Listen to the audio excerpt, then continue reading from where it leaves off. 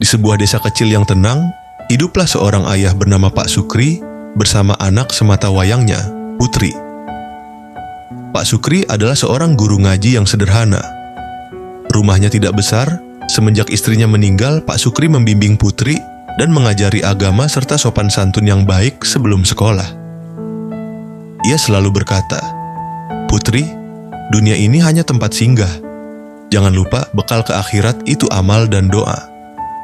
Putri tumbuh menjadi anak yang cerdas dan solehah.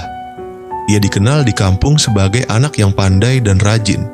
Semua orang berkata, itu buah dari didikan Pak Sukri. Seiring berjalannya waktu Deput, Putri tumbuh dewasa dan sibuk dengan pekerjaannya. Syalat mulai ditunda, mengaji menjadi kenangan masa kecil. Ketika Pak Sukri menelepon, Putri seringkali menjawab dengan tergesa, "Iya ya, Putri sibuk banget. Nanti Putri kabari lagi ya." Pak Sukri tidak pernah marah. Ia hanya menatap langit malam, lalu berkata pada angin, "Ya Allah, jagalah anakku, meski ia mulai lupa padamu." Beberapa tahun berlalu, Pak Sukri menua. Penyakit mulai menggerogoti tubuhnya. Ia sering ke rumah sakit sendirian. Para tetangga masih setia menjenguknya, tapi anak yang dididiknya dengan penuh cinta jarang pulang. Hingga pada suatu malam yang dingin, Pak Rahman menghembuskan napas terakhirnya dalam sujud tahajudnya. Tidak ada anak di sisinya, hanya air mata para murid dan tetangga yang mengiringi kepergiannya. Berita kematian Pak Sukri sampai ke telinga Putri melalui pesan singkat dari seorang tetangga. "Innalillahi, ayahmu sudah wafat tadi malam." Putri tercengang. Dunia seolah berhenti. Ia pulang sebelum jasad ayahnya dikuburkan. Di pemakaman yang sepi, tidak ada doa dari bibirnya, hanya rasa bersalah yang diam. Waktu terus berlalu. Kembali ke kotanya, tapi hidupnya tak lagi sama. Ia mulai gelisah. Setiap malam, ia merasa seolah ada yang memanggilnya dalam mimpi. Wajah ayahnya muncul berulang-ulang, diam, tapi penuh harap. Putri tidak mengerti. Suatu malam, ia bermimpi berada di padang yang luas. Di sana, ia melihat banyak orang membawa cahaya. Tapi di sudut gelap, ada sosok yang dikenalnya. Ayahnya, duduk sendiri tanpa cahaya, menatapnya penuh kesedihan. "Ayah," seru Putri. Sang ayah hanya menatap dan berkata, "Doamu? Mana doa darimu, anakku?"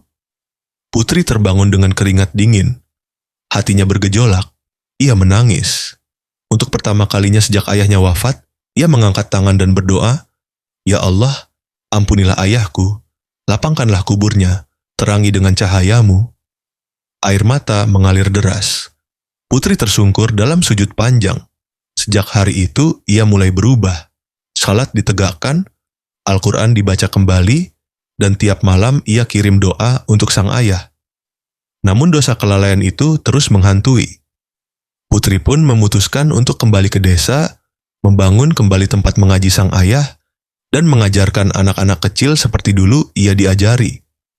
Di dinding musala kecil itu, ia gantungkan tulisan besar, "Jangan lupa doakan orang tuamu, karena bisa jadi mereka menanti sebutan namamu dalam doanya." Dan sejak itu, setiap selesai sholat, bibir Putri tidak pernah lupa satu doa. "Allahumma ghfir liwali walidayya warhamhuma kama rabbayani syaghira."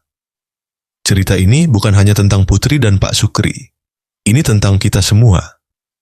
Kita yang dididik penuh cinta dan agama oleh orang tua kita, tapi ketika mereka pergi, kita terlalu sibuk dengan dunia untuk mengingat mereka.